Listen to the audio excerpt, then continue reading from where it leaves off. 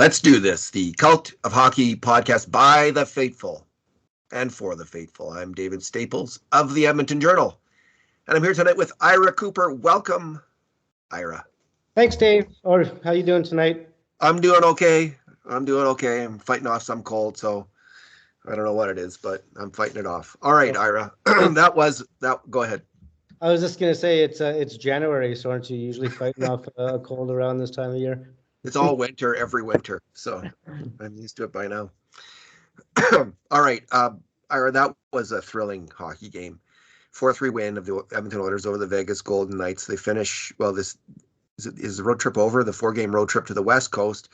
3 wins and 1 loss. Man, they needed to have a winning record on this road trip, and they got it. And they got it in outstanding style, and we're going to get into that tonight in kind of an unexpected way and in a very un-Oiler-like way for this season. This is our 2 good things, 2 bad things, and 2 numbers podcast, and because it is a huge Oilers victory, we'll go with 2 good things each. And Ira Cooper, you will start it off with your good thing. But before you start, I just want to say Bruce is away tonight. We talked about this yesterday. He's was in Red Deer today for the celebration of his of life of his father-in-law who passed away. So Ira, thanks for stepping up tonight. No, my pleasure, and thank you for saying that. I was gonna bring that up as well. Condolences to Bruce and obviously his wife and his son. That was last night when he dedicated the podcast. That was the second one that was dedicated to a father figure in the last few months, and hopefully that's the last one for a while. It was the third, Ira, because my own father passed away, and your father passed away, and Bruce's father-in-law. So all 3 of us, within a 3-month period, have been going through this. Alrighty, okay. Let's get at it. You did say thrilling win, and was it ever? Given the circumstances, you never know what you're going to get with this team. But playing their 3rd game in 4 nights, their 5th game in 8 nights in 5 different arenas. All the built-in excuses were there. You could call it a scheduled loss. But my good thing is going to be basically the way they started the game and the way they ended the game. I'm not sure if you break down the grade A chances and 5 alarm by period. Yeah, we do. So Natural Stat Trick actually has for the first period the Golden Knights with the higher expected goals, but I don't always trust their numbers. And I thought the Oilers came out with their legs. I thought they were by far the dominant team in the first period. With the 2 early goals on great plays, the stretch pass by Barry to Janmark, which is always great to see, a third line 5-on-5 goal. McDavid missed a clear-cut breakaway. They were unlucky to not just only be up by 1, but to not to be up by about 4. So I was quite impressed with the way they started that game. They were taking care of the puck. They weren't giving up a lot. I did think they sagged a bit in the second. That probably had a lot to do with the Golden Knights as well. They weren't bad. I don't think they gave up much, but they weren't, didn't seem to be as quick. They weren't first to every puck like they were in the first. But I think that all changed again in the third. And, given that 5 games in 8 nights and 5 different arenas against a top team, I think they absolutely locked it down in the third period. Natural Stat Trick, who I just said I don't necessarily trust their numbers, but if we did, they had Vegas with only 1 scoring chance in the entire third period. And, I thought the Oilers did well of getting pucks, breaking up pucks in the defensive zone and getting them out. Took a few icings. It wasn't always pretty, but they skated to the last shift, and I think they get a couple great days to rest now before they come back home after a successful road trip. So being tired, you could have tired legs to start, but they didn't, and you could be tired at the end of the game, and they gutted it out. So great job for the Oilers tonight. Yeah, so Natural Stat Trick, of course, they count shots at net. They don't have to be on net. And they also count shots that just dribble in. And if you're watching it, or if they had a way to measure velocity, they wouldn't count them. But they don't. They don't have the velocity in their metric. So there's some fairly weak shots that get counted, and there's some. Go ahead. Sorry to interrupt, but they don't count. If it's coming east to west and cross crease, it's basically just where it's from in a certain zone and Correct. So Yeah. I think it's a great tool, and I look at it every day of my life.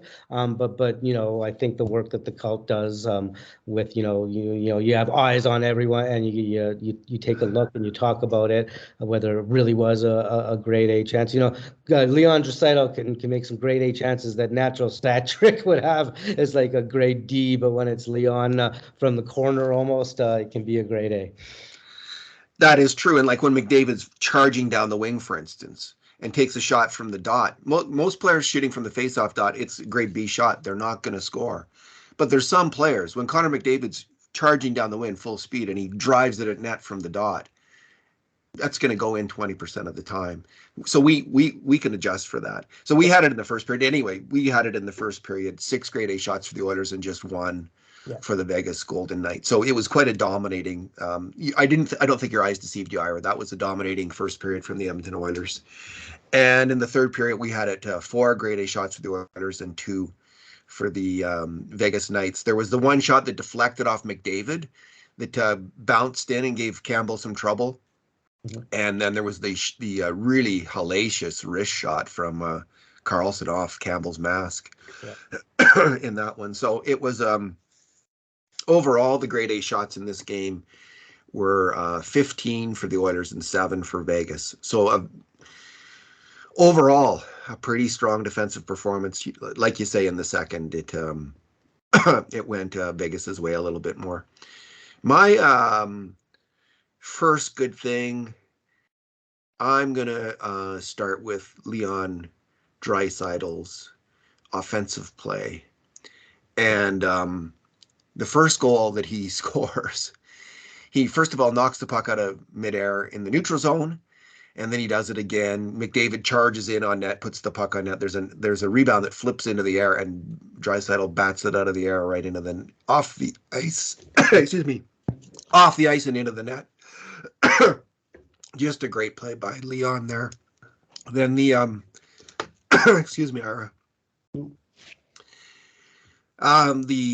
The next one, what do we have here?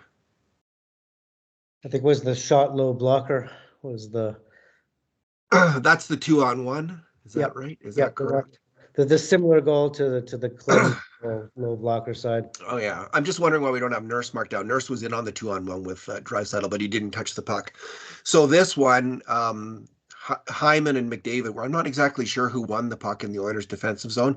They both kind of converged on the Vegas puck carrier and knocked the puck away from that player. And it goes to Draisaitl. He's in on a 2-on-1 with Darnell Nurse, and just an amazing shot. Like he just puts it.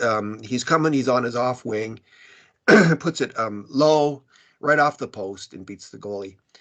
Even more amazing, though, in some ways, is that Klim Kostin, Clean the Dream, replicates that shot a short time later to score. It's almost the exact same shot. Yeah, and on that note, I was thinking about a very obscure good thing that was never ever been said on this podcast. I'm sure I almost gave it to Dustin Schwartz.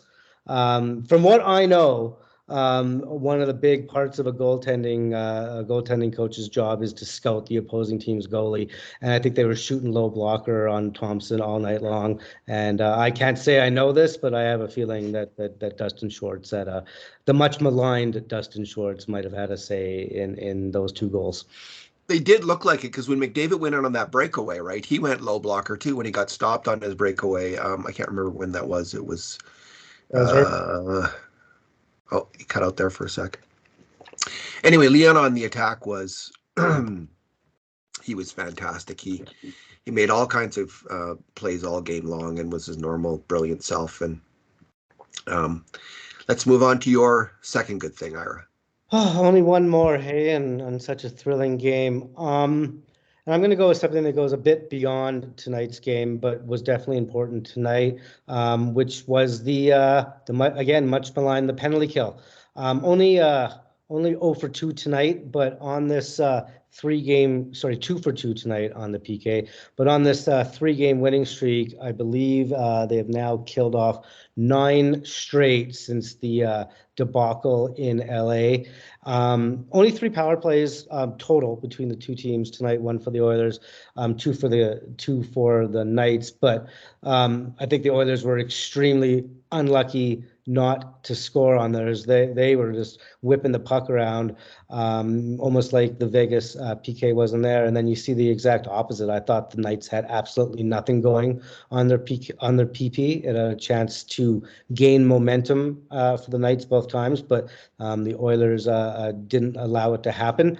And given how poor it was at the beginning of the road trip, and granted that might just be a one-off now because I don't have the numbers in front of me, and I know it's not great for the year, but take away that LA game, and I think it's been close to 3 to 4 weeks, where it's actually been quite good. But on the last 3 games of this road trip, I thought they did a great job. As soon as the opposing team bobbled the puck, they're on it. It's good. It's almost what Rob Brown, if you listen to 630 Chad, often talks about eyes and butts. If you see the defender's eyes, you back off. If you see their butt, you pounce on the PK. So if you see their butts or if there's a bobble, they're right on it. Active sticks cutting off the cross seam pass that's killed them all year. So I'm going to give kudos to the PK because I'm sure every Oilers fan gets nervous every time they're in the penalty box, and we didn't need to feel nervous tonight, as it turned out.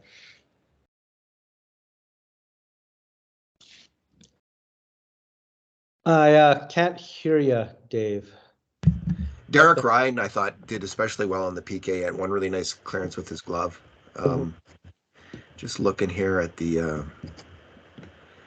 on ice totals for the Oilers. My second good thing is the Nugent Hopkins line. Matthias Janmark, his offensive game has come alive. Yeah. And I've been saying all along, I really like this player. He's a smart player. He didn't score much, wasn't getting many points. But all of a sudden, the points are coming.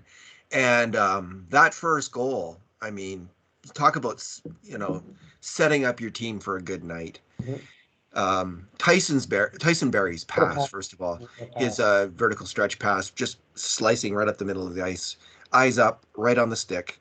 Matthias Janmark in, boom, and he shoots it like you say. He went blocker side, I think. Yep. He was a little higher blocker side, he went glove side, correct? Short side, glove side. He was off to the side, right? Yeah, he wasn't straight on. Yeah, so he just snapped that in there. He in the second period he was like he made all Evan Cornway like and burst down the wing and ripped a shot off the post, and then Klim Kostin, Clean the Dream, put it up for Nugent Hopkins in the slot for a 5-alarm shot. So and then of course Kostin goes in on the 2-on-1 on a great stretch pass from Janmark, and Kostin scores. So this line.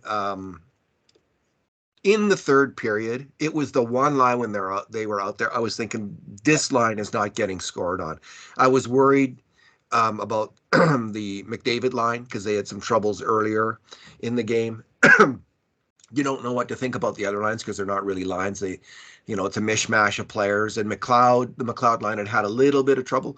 I was glad to see though that Holloway was put out there and Ryan was put out there late in the third. But this line, when they were on the ice, they were shutting it down. They were not allowing much bad at all to happen. And let me just see, 5-on-5, the shots were 9-4 in favor of the Oilers when Nugent Hopkins was on the ice. He rubbed out Amodio along the boards. Yeah, that might have been part of his career on the end boards there. Yeah, he's playing great hockey. Yeah, it's interesting on that third line as a whole. Oilers fans have been talking about it for a few games now because they have been playing well, but it almost like they might have. I took a look at the numbers today for Janmark, Cost, and Nuge on the year, and to tell you the truth, it looked like they had quite the PDO heater. They were about 38% on the expected goals. And they're quite massive negative in the shots, but about 50% on actual goals. But that wasn't the case tonight. Tonight they were in the offensive zone the entire game, seemingly. They were cycling the puck. They were winning battles, and as they have been burying their chances. So it's that line seems to be getting better and better. And I know you've been talking about him all year long that you like Matthias. Play. Many Oilers fans were like, "Why does the coach keep giving him ice time? Why does the coach keep giving him ice time? He should go back down to the minors." And I always thought that it was a bit in between, the David Staples view and the masses on Twitter, if we could ever believe them. But the last 3 games for sure, but the last couple of weeks, his offensive game has really been coming. He might have a little bit of a Jesse Puljujarvi-itis, not being able to finish.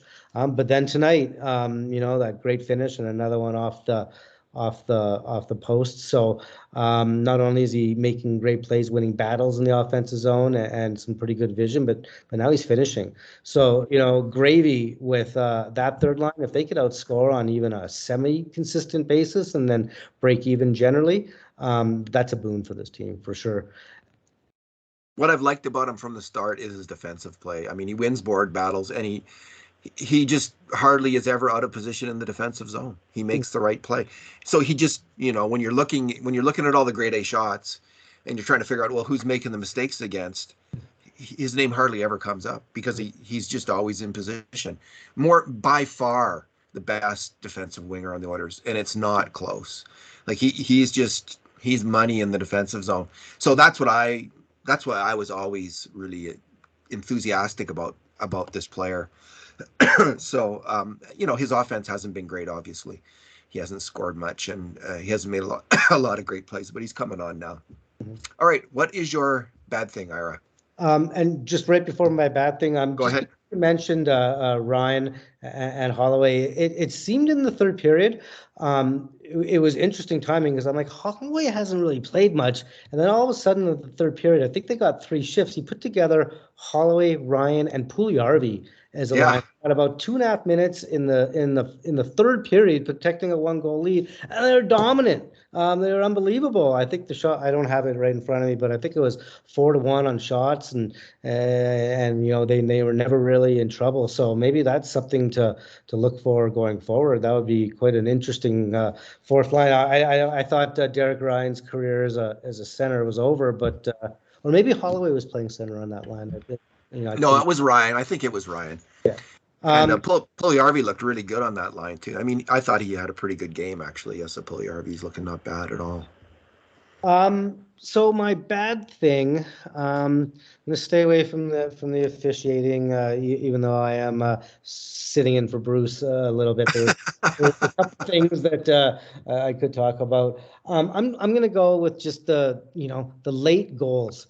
They dominate that first period, at least to my eye, and I'd like to say that it was just a lucky goal, and maybe it was a lucky goal in the end because I don't think Kolesar meant to bank that in. But it was just that, it was just, and I think you're gonna talk about it a bit. That the first line, had, I don't know if they were out there for 2 minutes, but it was mainly because they had a long shift. They had a chance to get off. They didn't do it, and then they got running around their own zone. And Dry was looking to get vengeance against Kolesar, and then the lucky goal banks in, and the period, is 2-1, but Vegas is probably like late goals can be a killer. Vegas is going into that intermission, presumably all of a sudden going, okay, we don't deserve to be in this game, but we are. The Oilers are thinking, oh man, all that work and we're only up by 1. And then similar end of the second period, the Oilers have a 2-goal lead. And one of my good things was going to be at one point was coming back after getting scored on. because that goal by Costin, I think, was about 17 seconds after they had given up the 2-goal lead, and they got the 2-goal lead right back. And I'm thinking, great goal, huge goal. We're going to get into the third period with a 2-goal lead, and then boom, I think it was about 55 seconds left. Another goal that could have been backbreaking, especially going in to the third period with all that travel and all those games. That could be deflating. So, those late goals could have been killers, but kudos to the team for coming out strong at the beginning of each period, and not letting the momentum carry through like it often does. I didn't see this, but Bruce caught this. He was able to watch the game, and he communicated this to me that that goal at the end of the second period deflected in off Kulak. Mm-hmm. Kulak was a little late coming out to the slot there to cover the shooter. I think it was Carlson, and it was a hell of a shot, but it did go in off him. Okay. So my my bad thing really is around the first 2 goals against. That first goal at the end of the first period, the Oilers, they were completely outnumbered in front of their own net. There was 3 Vegas players battling, and there was Philip Broberry and there was Evan Bouchard battling with them. Leon Draisaitl was F1, and he was not battling. He was fronting them. He was fronting that group of players, and he never got engaged, and he ended up in the red light zone, not covering anyone and not covering a passing lane, and the puck's in the net because Kolasar puts it in off Campbell. I think Kolasar may have intended that. Campbell's down and out, and you're thinking, well, let's try it, give it a chance and see if you can do this. But it's Leon. We talked about there's a couple plays, Leon bats the puck out of the air. Like, he likes to play the puck. He watches the puck. He follows the puck. But he doesn't always take the man in front of the net. This is the main flaw in Leon Draisaitl's defensive game. If he just lifts a stick, takes a man, that's probably a different play. And maybe even earlier on in the sequences, it was a different play. Twice it came out to the point, and twice Hyman and McDavid also failed to block the incoming shots. But really, I just thought, Leon, take a man. Just don't always. Sometimes it's just be a brute out there on defense. Don't be the smartest player on the ice. Be the toughest player on the ice, and I would like to see that. Yeah, I thought that sometimes Leon and Dry together can get stale, but often when they put Hyman there, they can just dominate offensively. And I think in the offensive zone, they did tonight. They're very dynamic. I think I checked the on ice stats after the second, and it was quite in their favor. But they can be, and that line, an absolute tire fire defensively. I love Zach Hyman. I've met Zach Hyman. I've talked to him. But I think his two-way game, his defensive game in particular, is a bit overrated by Oilers fans. If he worked as hard in battle in the defensive zone as he does in the offensive zone, he might be the best player in the league, to tell you the truth, because he's so dogged in the offensive zone. But you put him and Dry with his inconsistency defensively, and it's something that I think you, Dave, have mentioned many times in the past. I don't know if it was an issue tonight, but I think Dry and McDavid can sometimes, when they're together, get confused on who's going to have the center role and who's going to have the winger role, and maybe it's more intuitive on where they are. I don't think that was necessarily a problem on that goal. I think it was partially a function that they had a chance to get off the ice, but they went for one more offensive rush, and then they got caught and they're tired. And so I love them offensively as a trio, but in their own zone, it's an adventure sometimes. And they were out there with a shift with the empty net. And I love them in that scenario, is when they're fresh, all they need is a split second, and they can churn a loose puck into the game clinching goal, which they almost did. But sometimes it could be scary when they get running around. Yeah, Zach Hyman is no Matthias Janmark on defense. He's okay. He works hard, but again, there's concentration lapses, and all of their focus is on the attack, like they're offensive hockey players. And let the offense, God bless them, let those guys do it, let them roll. But they're it's one of the things that has been a problem with the Oilers giving up too many goals this year is that and so on the second goal we saw it again. The puck goes behind the net. CC's battling with the guy. The puck squirts loose and Draisaitl, his man comes out of the corner with the puck. It goes into the slot and is pounded into the net. I think that's when Carlson scored, and Nurse was unable to get to the shooter. So again, it went right through Leon. He's playing the puck. He's not. If he had just gone in and played the body initially, and I understand it's a long season. The NHL is a long season. Playing the body is easier said than done. It's arduous. It will wear you out if you do that all year long. But I just want to what I want to see from these players, and I think McDavid has achieved it to the greatest extent, is when the game is on the line, can you then turn on the defensive fundamentals and crank it down and make sure that you're not making those kind of mistakes, that you do take the body, that you are in the right spot. And I have seen an improvement in Connor McDavid over the years. Draisaitl, when he's determined and he wants to play the body, like there's no stopping him on defense. He's just such a force. So, and I understand that he can't do that all the time. Like that's a given. But these are 2 goals against where he's right in the middle of it, and it kind of, my good thing was his utterly brilliant play on the attack. But there is this other side, and I don't think it is. I think it's appropriate to recognize both things as people who are trying to analyze the game here a little bit. And on that note, I think it's important to and when you say he can pick it up when it matters and when he puts his mind to it, that the entire team, including that first line, I think locked it down in the third period.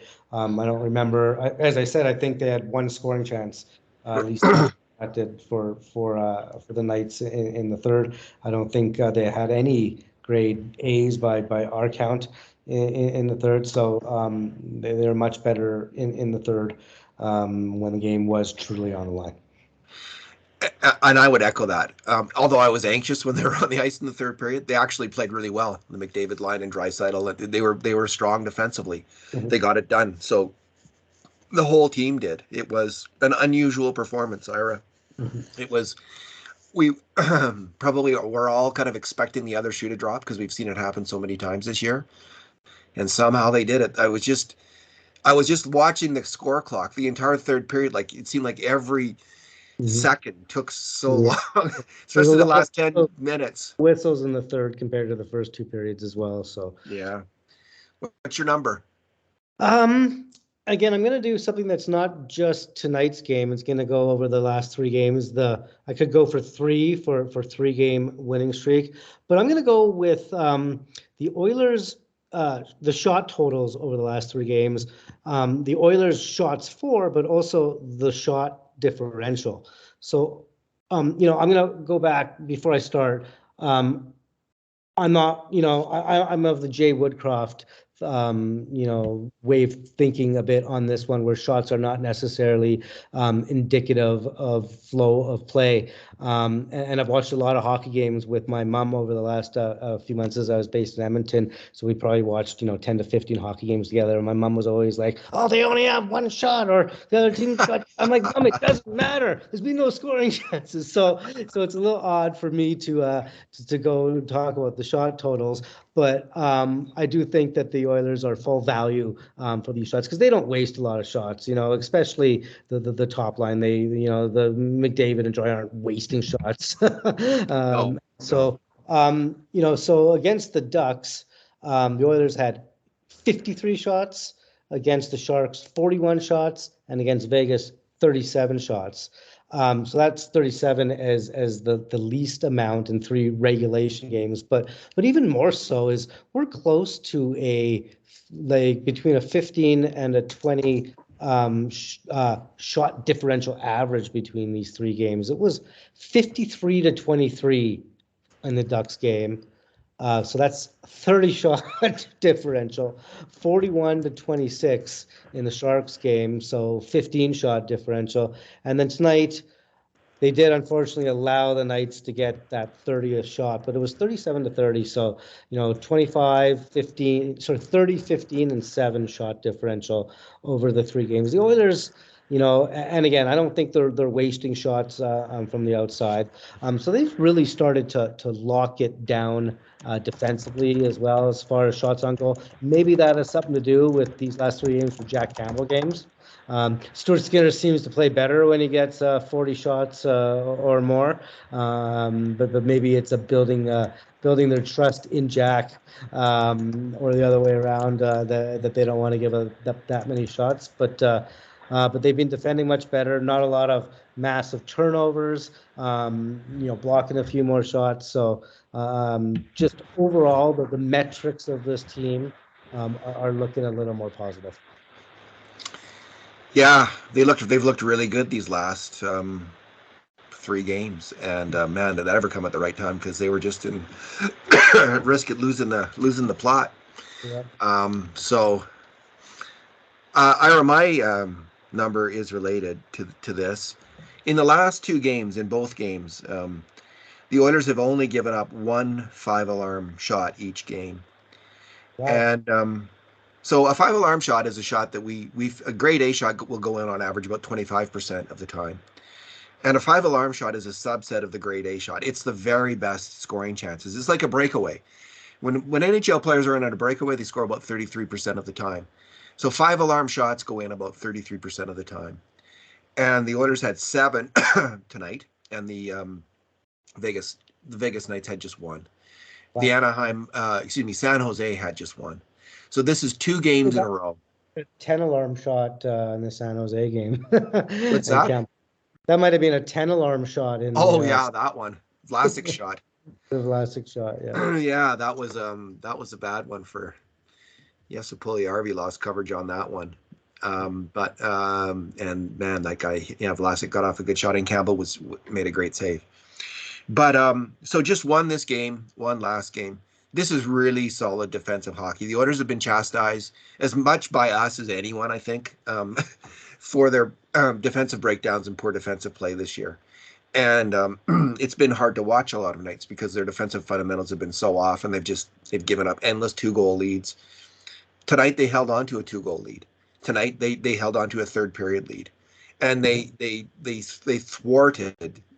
essentially shut down a very good team in the third period, and didn't let them come back. A team known for coming back.